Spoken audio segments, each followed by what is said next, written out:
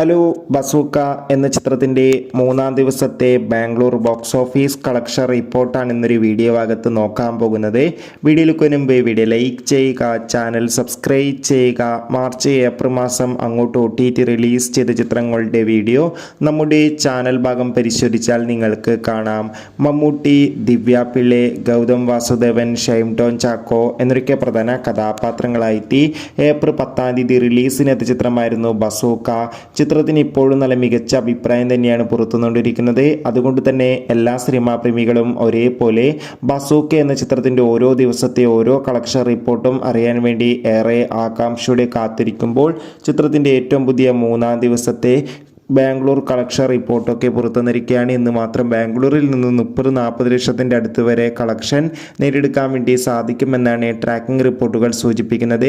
എന്തായാലും ബസൂക്ക എന്ന ചിത്രത്തിൻ്റെ കൂടുതൽ ബോക്സ് ഓഫീസ് കളക്ഷൻ റിപ്പോർട്ടിനായി നമുക്ക് കാത്തിരിക്കാം. ചിത്രം കണ്ടവരുടെ അഭിപ്രായം കമൻറ്റ് ചെയ്യാൻ വേണ്ടി ശ്രമിക്കും.